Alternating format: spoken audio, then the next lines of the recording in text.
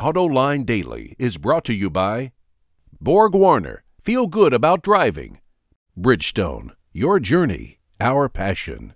Dow Automotive Systems, improving durability and increasing design flexibility with Betamate structural adhesives at dowbetamate.com. And by Hyundai, new thinking, new possibilities. Wow, did anyone see where April went? Welcome to a brand new month of Autoline Daily. A few weeks ago, leaks out of Ford confirmed that Mark Fields would soon become the new CEO, and today, it's official. Earlier this morning, Ford announced that Alan Mulally will step down as CEO July 1st. And in other Ford news, the company just started production of its new Transit commercial van in Kansas City, Missouri. Ford plans to sell the Transit alongside the E-Series, but the new van will eventually replace it. Ford's all smiles right now, but we hear there were a lot of headaches getting that Transit launched. LED lighting is taking the automotive industry by storm. Even the experts are stunned by how fast it's catching on. Back in late 2011, lighting experts were polled on what kind of headlamps would be used in cars by 2020. As you can see from this chart, they predicted that LED lamps, represented by the yellow piece of the pie chart, would only achieve 5% market penetration. But just a few months ago, they were asked their opinions again. And what a change! Now they see LED headlamps taking 40% of the market by 2020. That's a huge change in less than 3 years' time. So what's driving the growth? Despite the fact that LED headlamps are very expensive, they provide designers with a lot more styling freedom, and companies like Audi, for example, are using LED lamps as part of their brand image.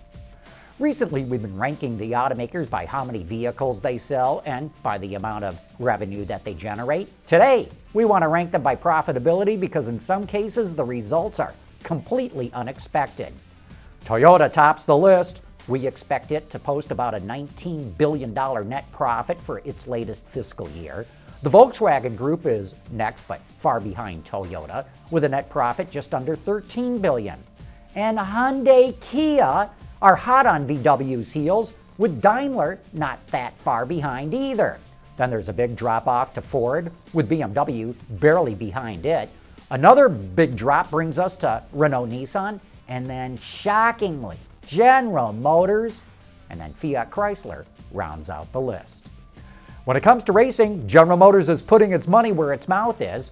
GM just broke ground on its new $200 million performance and racing center. It will replace the engine facility that GM had in Wixom, Michigan, and it'll design and develop engines for the Chevrolet and Cadillac racing teams. A portion of the building will also house an electric motor lab and gear center.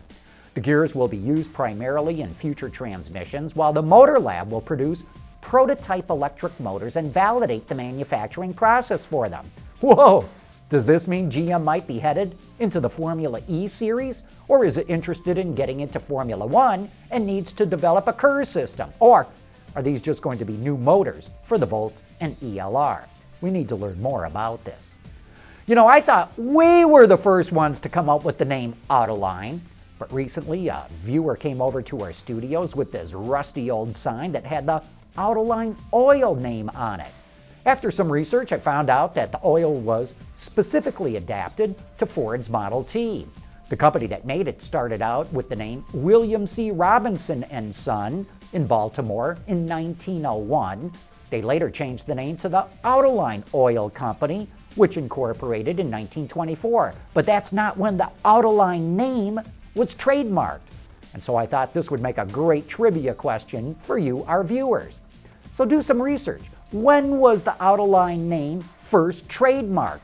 Leave the answer in the comment section of our website or shoot us an email. Send it to viewermail@autoline.tv. We'll pick a winner at random and send you this nice leather-strapped watch we got from Toyota on a Tundra Media event.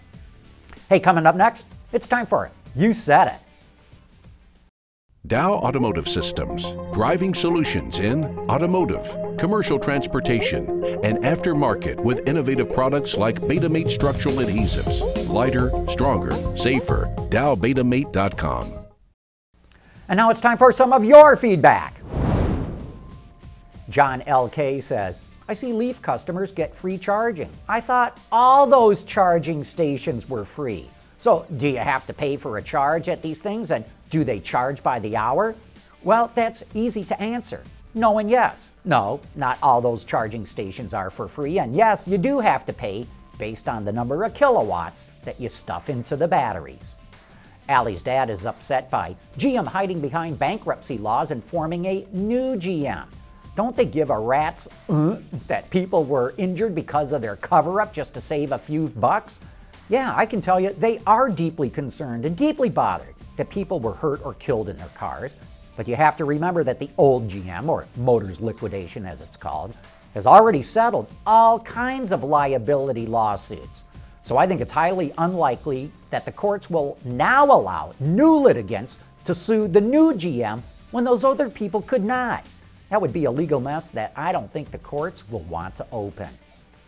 Chevrolet announcing it will sell the Trax in the American market generated a number of comments, but Phil says, I remember hearing on Autoline a couple of years ago when the Trax first came to Canada but not the US, that the reason given by Mark Royce as to why it wasn't going to be sold in the US was that it wasn't of sufficient quality.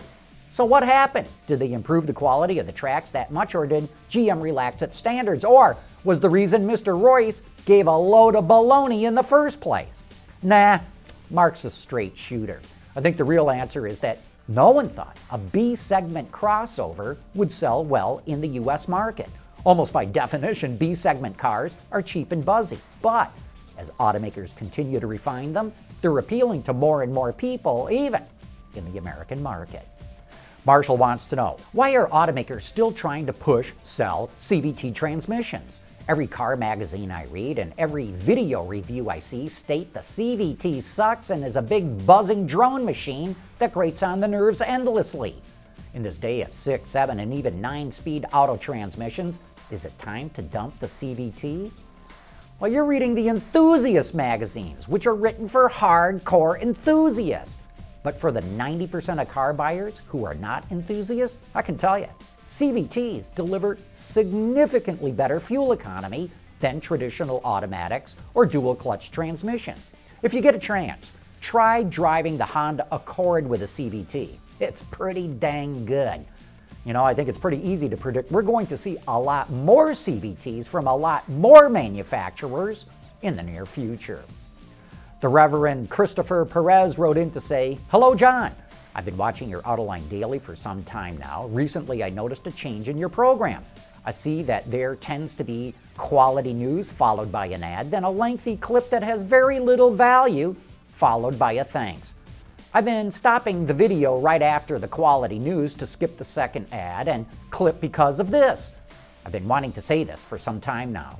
Well, Reverend, you might not like the second half of our show, but a lot of people sure do. For example, we recently had John Krafchick explaining the difficulty that chief engineers go through in trying to keep track of engineering changes. We had Ralph Gilles explaining what's happening with the sales of the Viper. We had Visteon show us the future of dashboard design, and Red Bull explaining the latest Formula One technology.